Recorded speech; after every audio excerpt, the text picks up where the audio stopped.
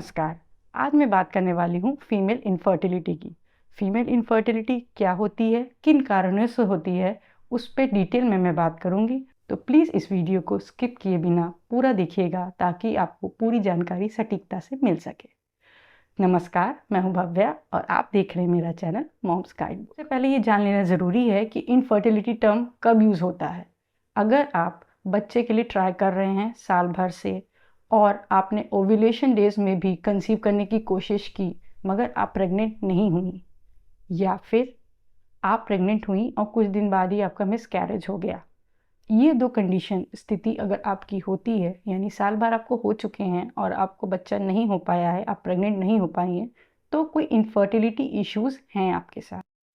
अगर ये केस नहीं है तो ये इनफर्टिलिटी टर्म आपके लिए यूज़ नहीं होगा। इनफर्टिलिटी को जानने के लिए सबसे ज़रूरी है जानना प्रेगनेंसी के प्रोसेस को, यानी कि अगर आपने कंसीव कर लिया है तो उसके बाद बॉडी में क्या चेंजेस होते हैं जिसकी वजह से एक औरत प्रेग्नेंट होती है।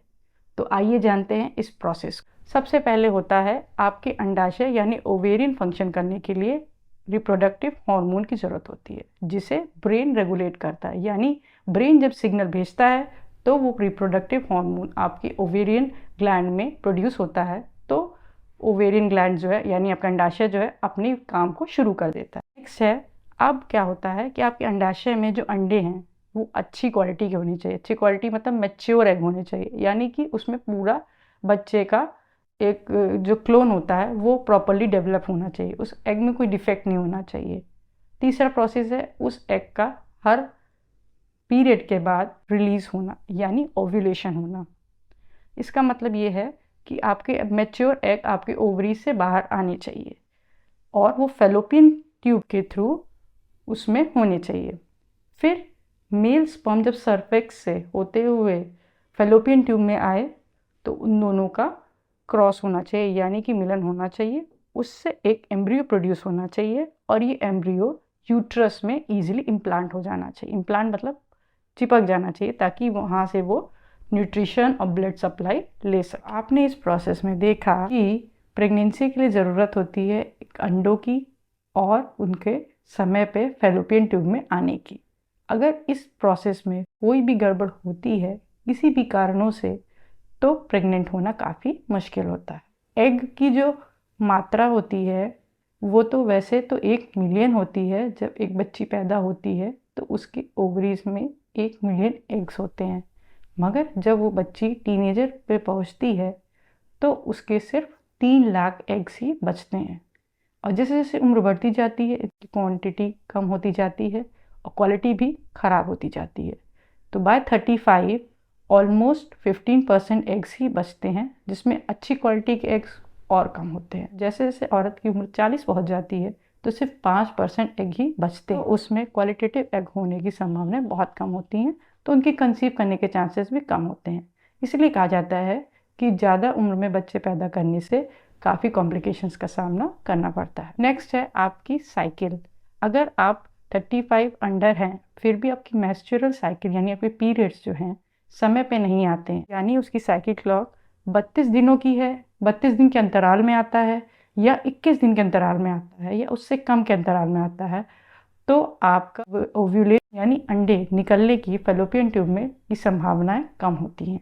सबसे मेजर कारण प्रेग्नेंट ना होने का होता है ओव्यूलेशन समय पे ना होना या उसमें कुछ दिक्कत होना। PCOS पॉलीसिस्ट ओवेरियन सिंड्रोम, इसमें हार्मोनल इम्बैलेंस की वजह से आपकी ओव्यूलेशन जो नॉर्मल प्रोसेस है वो डिस्टर्ब हो जाता है, जिसकी वजह से औरतें कंसीव नहीं कर पाती। कभी कभी ऐसा होता है कि ओवरीज अपना जो नॉर्मल प्रोसेस है वो करना बंद कर देती हैं।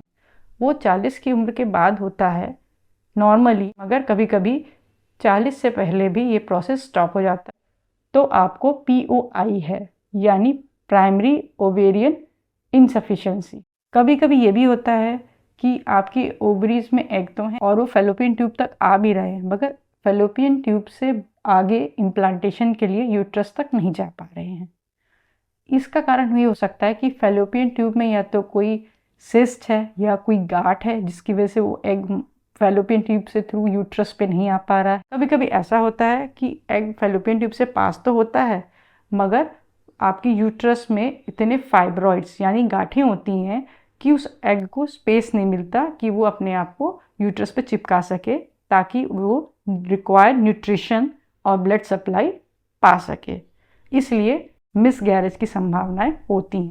अब सबसे महत्वपूर्ण, अगर आपका ओवेरियन प्रोसेस पूरा सही है, प्रोसेस सही है, स्पर्म्स सही हैं, आपका ओव्यूलेशन हो रहा है, स्पर्म्स एम्ब्रियो में कन्वर्ट हो रहा है, मगर आपकी यूट्रस लाइनिंग यानी कि यूट्रस की जो थिकनेस होती है, जो मोटाई की ज़रूरत होती है, जिससे गर्माहट न्यूट्रिशन बच्चे को पनपने के लिए ज़रूरी होता है, वो नहीं होता है, उसकी वजह से भी मिसकैरेज की संभावनाएं बढ़ जाती। तो इस प्रॉब्लम को इपिथेलियल लाइनिंग कहते हैं। इपिथेलियल लाइनिंग जो है आपकी यूट्रस की कम से कम 7 mm होनी चाहिए। उससे ज़्यादा होगी तो उतना बेहतर होगा बच्चे को प्रोटेक्ट करने के लिए। जिससे कम होती है लाइनिंग तो उसकी वजह से मिसकैरेज की संभावनाएं बढ़ती। तो ये थे कारण जिनकी वजह से फीमेल इनफर्टिलिटी होती है। अगर आप इन बीमारियों में से कोई भी बीमारी के बारे में जानना चाहते हैं डिटेल में तो प्लीज़ कमेंट करके लिखिए। मैं उसके बारे में पूरा एक डिटेल वीडियो बनाऊंगी सरल भाषा में, जिससे आपको समझ में आए कि वो बीमारी किस वजह से है। अगर आपको मेरा वीडियो इन्फॉर्मेटिव लगा, आपको सिंपल लगा समझने में इस पूरे प्रोसेस को, तो प्लीज़ मेरे चैनल को सब्सक्राइब कीजिए, इस वीडियो को लाइक कीजिए, शेयर कीजिए अपने फैमिली और फ्रेंड्स के साथ।